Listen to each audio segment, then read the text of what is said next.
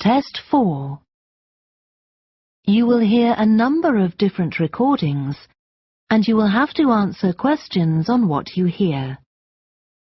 There will be time for you to read the instructions and questions, and you will have a chance to check your work. All the recordings will be played once only.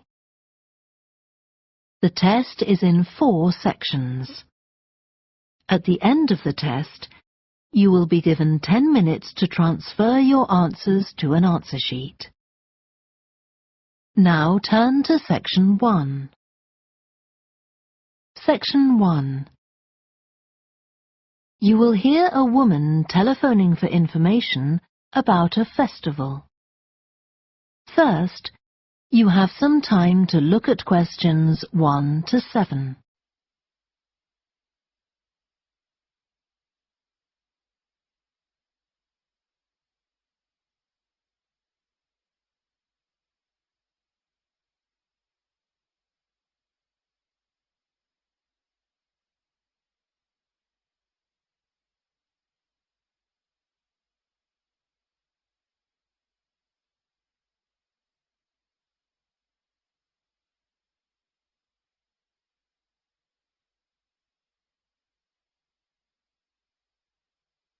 You will see that there is an example that has been done for you.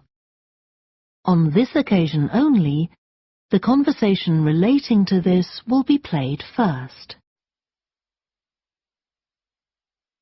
Good morning, Stretton Festival box office. How can I help you? Oh, hello. My family and I are on holiday in the area, and we've seen some posters about the festival this week. Could you tell me about some of the events, please? Of course. First of all, are there still tickets available for the jazz band on Saturday? There are, but only £15. The £12 seats have all been sold. The man says that tickets are available for £15, so 15 has been written in the space. Now we shall begin. You should answer the questions as you listen, because you will not hear the recording a second time. Listen carefully and answer questions 1 to 7. Good morning, Stretton Festival box office. How can I help you? Oh, hello. My family and I are on holiday in the area, and we've seen some posters about the festival this week. Could you tell me about some of the events, please? Of course. First of all, are there still tickets available for the jazz band on Saturday? There are, but only £15. The £12 seats have all been sold. OK, and the venue is the school, isn't it? Yes, that's right. The secondary school. Make sure you don't go to the primary school by mistake. And there's an additional performer who isn't mentioned on the posters. Carolyn Hart is going to play with the band. Oh, I think I've heard her on the radio. Doesn't she play the oboe or flutes or something? Yes, the flute. She usually plays with symphony orchestras, and apparently this is her first time with a jazz band. Well, I'd certainly like to hear her.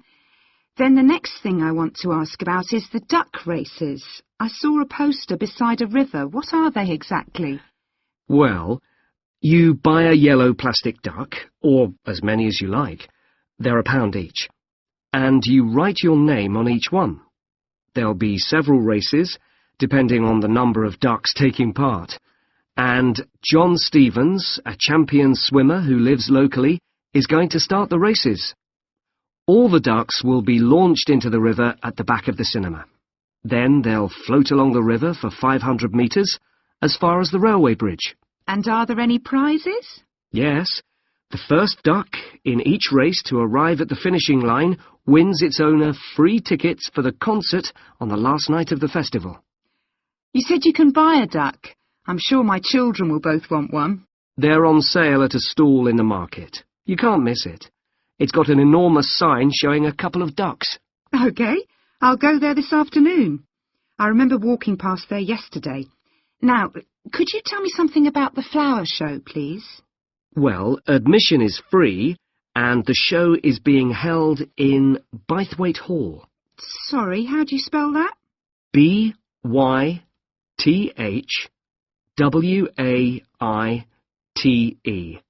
Bythwaite. Is it easy to find? I'm not very familiar with the town yet. Oh, you won't have any problem. It's right in the centre of Stretton. It's the only old building in the town, so it's easy to recognise. I know it. I presume it's open all day. Yes, but if you'd like to see the prizes being awarded for the best flowers, you'll need to be there at 5 o'clock.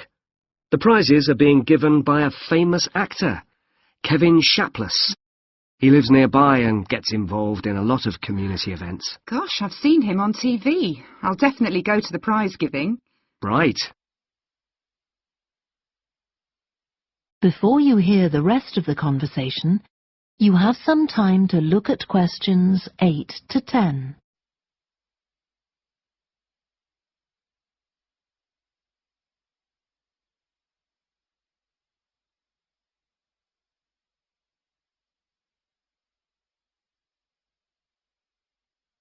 Now listen and answer questions 8 to 10.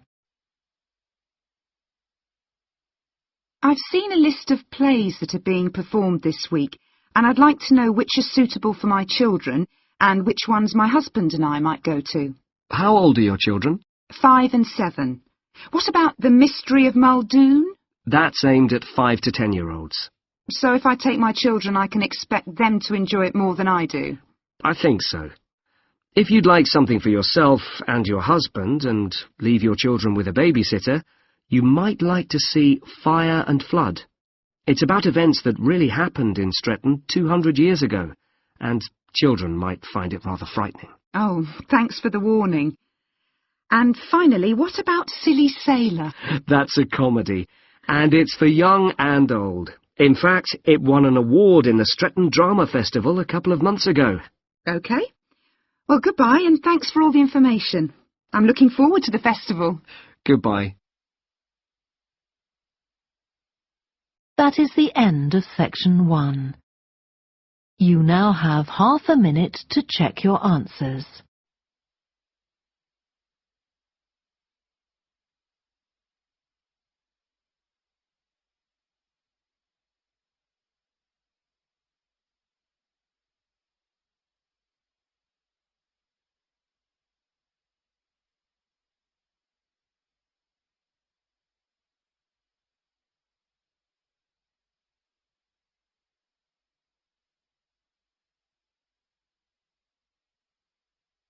Now turn to section 2.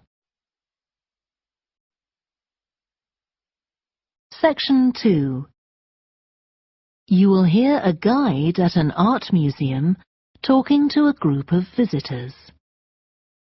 First, you have some time to look at questions 11 to 16.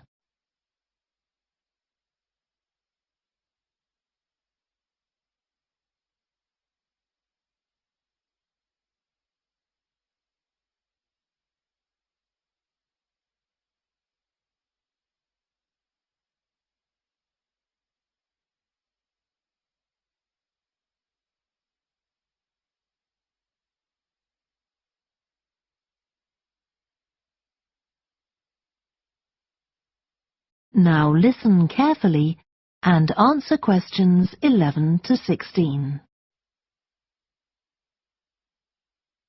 Good morning and welcome to the museum, one with a remarkable range of exhibits which I'm sure you'll enjoy.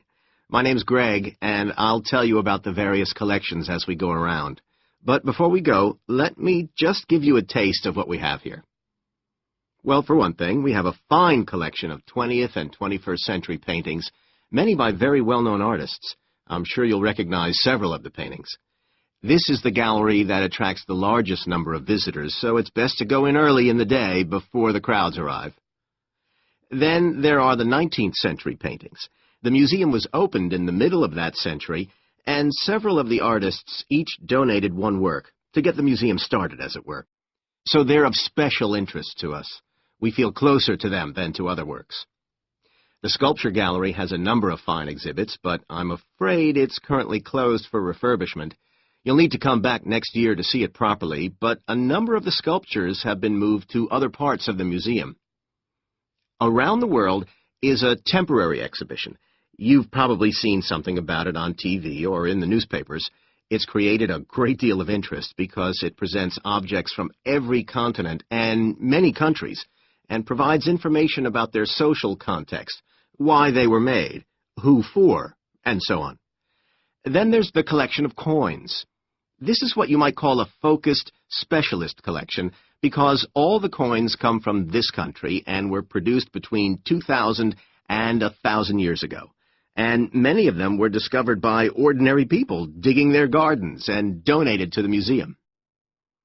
All our porcelain and glass was left to the museum by its founder when he died in 1878, and in the terms of his will, we're not allowed to add anything to that collection. He believed it was perfect in itself, and we don't see any reason to disagree.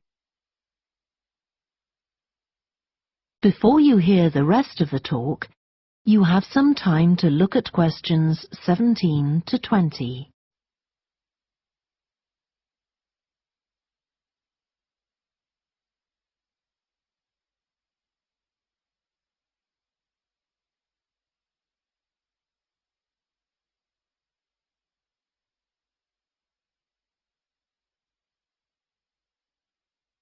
Now listen and answer questions 17 to 20. Okay, that was something about the collections, and now here's some more practical information, in case you need it. Most of the museum facilities are downstairs in the basement, so you go down the stairs here. When you reach the bottom of the stairs, you'll find yourself in a sitting area with comfortable chairs and sofas where you can have a rest before continuing your exploration of the museum. We have a very good restaurant which serves excellent food all day in a relaxing atmosphere. To reach it, when you get to the bottom of the stairs, go straight ahead to the far side of the sitting area, then turn right into the corridor. You'll see the door of the restaurant facing you. If you just want a snack or if you'd like to eat somewhere with facilities for children, we also have a cafe. When you reach the bottom of the stairs, you'll need to go straight ahead, turn right into the corridor, and the cafe is immediately on the right. And talking about children, there are baby-changing facilities downstairs. Cross the sitting area, continue straight ahead along the corridor on the left, and you and your baby will find the facilities on the left-hand side. The cloakroom, where you should leave coats, umbrellas, and any large bags, is on the left-hand side of the sitting area. It's through the last door before you come to the corridor. There are toilets on every floor, but in the basement, they're the first rooms on the left when you get down there. Okay, now if you've got anything to leave in the cloakroom, please do that now, and then we'll start our tour. That is the end of section 2.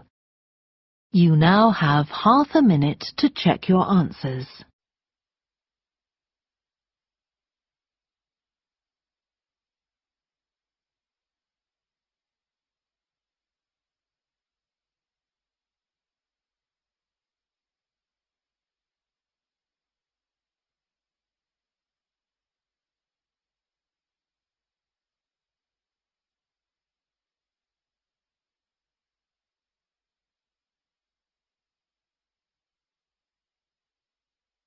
Now turn to section 3. Section 3. You will hear a student called Joanna talking to her new supervisor about some research she has done on psychology and music. First, you have some time to look at questions 21 to 26.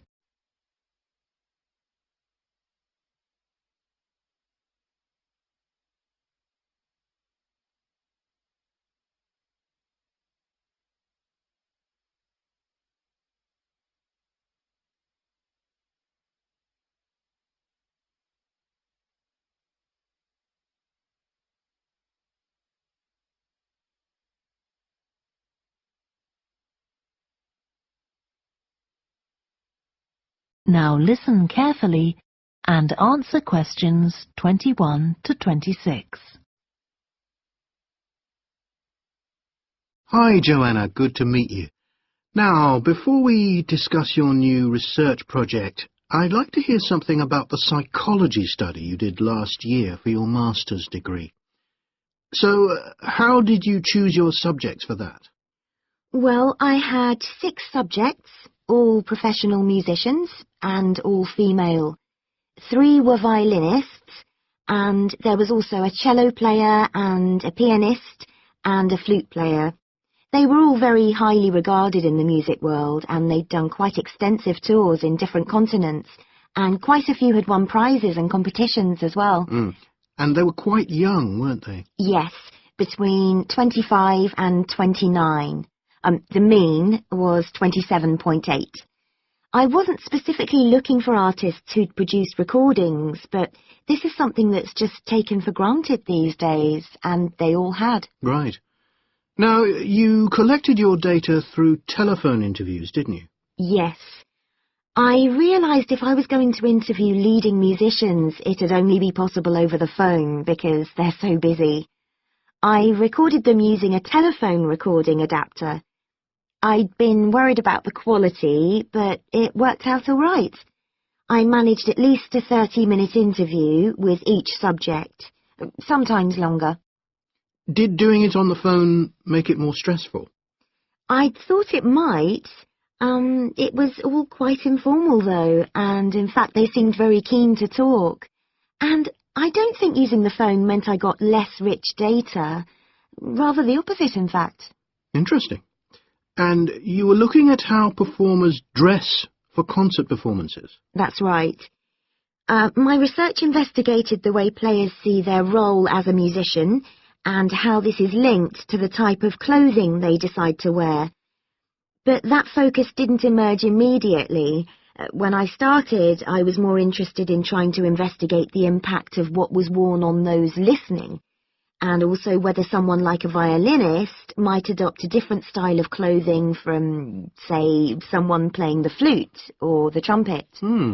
It's interesting that the choice of dress is up to the individual, isn't it? Yes. You'd expect there to be rules about it in orchestras, but that's quite rare. Before you hear the rest of the discussion, you have some time to look at questions 27 to 30.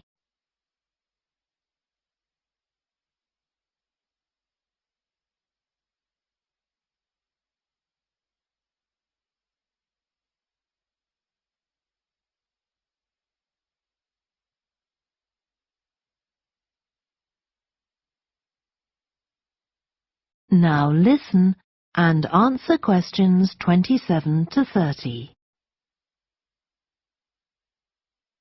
You only had women performers in your study. Was that because male musicians are less worried about fashion? I think a lot of the men are very much influenced by fashion, but in social terms the choices they have are more limited. They'd really upset audiences if they strayed away from quite narrow boundaries. Now, popular music has quite different expectations. Did you read Mike Frost's article about the dress of women performers in popular music? No. Well, he points out that a lot of female singers and musicians in popular music tend to dress down in performances and wear less feminine clothes, like jeans instead of skirts. And he suggests this is because otherwise they'd just be discounted as trivial. But you could argue they're just wearing what's practical. I mean, a pop music concert is usually a pretty energetic affair. Yes, he doesn't make that point, but I think you're probably right. I was interested by the effect of the audience at a musical performance when it came to the choice of dress. The subjects I interviewed felt this was really important. It's all to do with what we understand by performance as a public event. They believed the audience had certain expectations, and it was up to them as performers to fulfill these expectations, to show a kind of esteem. They weren't afraid of looking as if they'd made an effort to look good.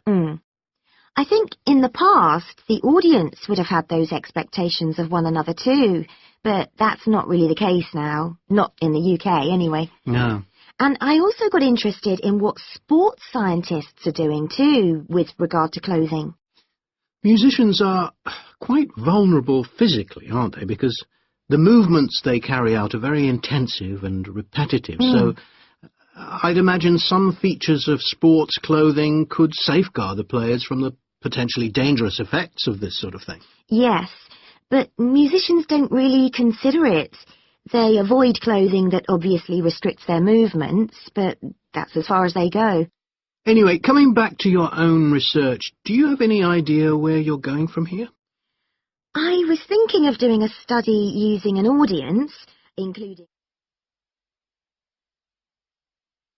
That is the end of section 3. You now have half a minute to check your answers.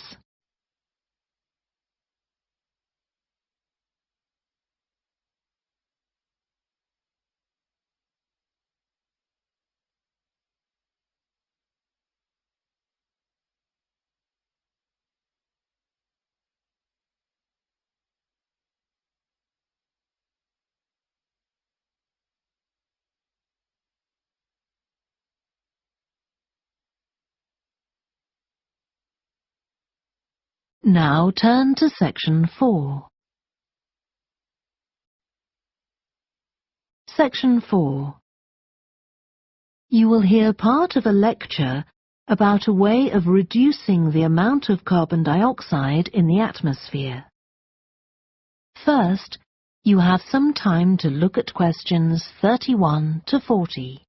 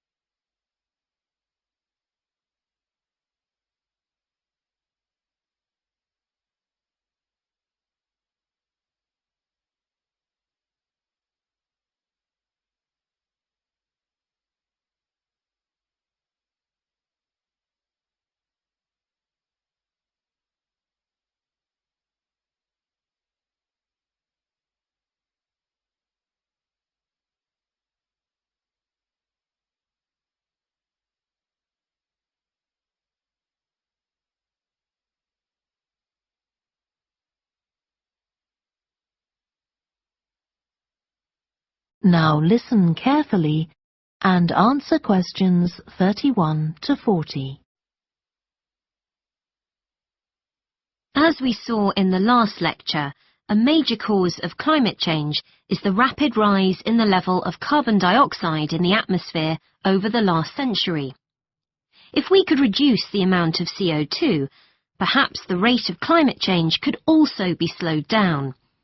One potential method involves enhancing the role of the soil that plants grow in with regard to absorbing CO2. Ratan Lal, a soil scientist from Ohio State University in the USA, claims that the world's agricultural soils could potentially absorb 13% of the carbon dioxide in the atmosphere, the equivalent of the amount released in the last 30 years, and research is going on into how this might be achieved. Lal first came to the idea that soil might be valuable in this way, not through an interest in climate change, but rather out of concern for the land itself and the people dependent on it. Carbon-rich soil is dark, crumbly and fertile, and retains some water. But erosion can occur if soil is dry, which is a likely effect if it contains inadequate amounts of carbon. Erosion is of course bad for people trying to grow crops or breed animals on that terrain. In the 1970s and 80s, Lal was studying soils in Africa so devoid of organic matter that the ground had become extremely hard, like cement. There he met a pioneer in the study of global warming, who suggested that carbon from the soil had moved into the atmosphere. This is now looking increasingly likely. Let me explain. For millions of years, carbon dioxide levels in the atmosphere have been regulated, in part, by a natural partnership between plants and microbes, tiny organisms in the soil. Plants absorb CO2 from the air and transform it into sugars and other carbon-based substances. While a proportion of these carbon products remain in the plant, some transfer from the roots to fungi and soil microbes, which store the carbon in the soil. The invention of agriculture some 10,000 years ago disrupted these ancient soil-building processes and led to the loss of carbon from the soil. When humans started draining the natural topsoil and ploughing it up for planting, they exposed the buried carbon to oxygen. This created carbon dioxide and released it into the air, and in some places, grazing by domesticated animals has removed all vegetation, releasing carbon into the air. Tons of carbon have been stripped from the world's soils, where it's needed, and pumped into the atmosphere. So, what can be done? Researchers are now coming up with evidence that even modest changes to farming can significantly help to reduce the amount of carbon in the atmosphere. Some growers have already started using an approach known as regenerative agriculture. This aims to boost the fertility of soil and keep it moist through established practices. These include keeping fields planted all year round and increasing the variety of plants being grown. Strategies like these can significantly increase the amount of carbon stored in the soil, so agricultural researchers are now building a case for their use in combating climate change.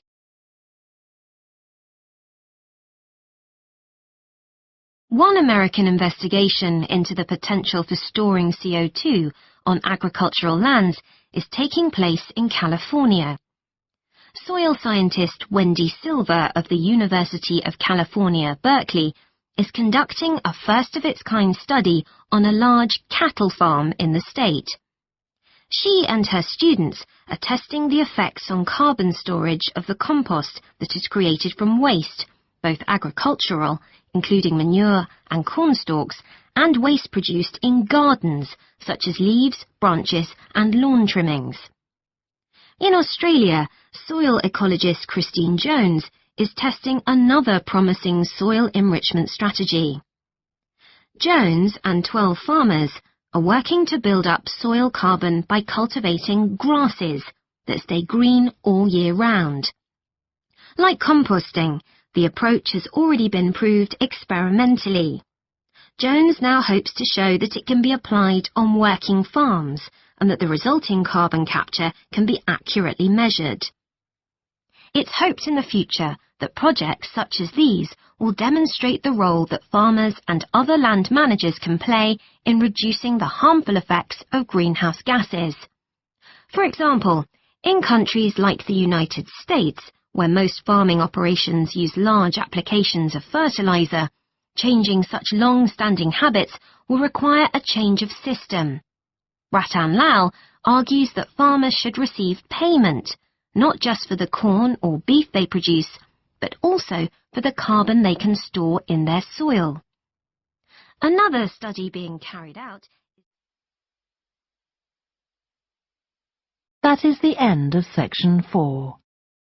You now have half a minute to check your answers.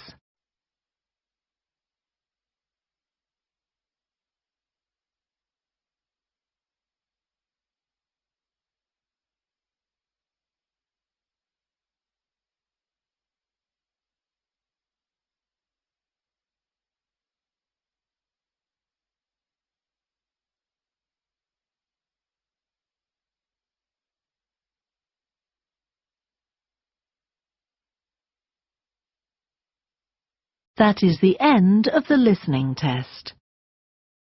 You now have 10 minutes to transfer your answers to the answer sheet. Please stop writing and wait for your question booklet to be collected.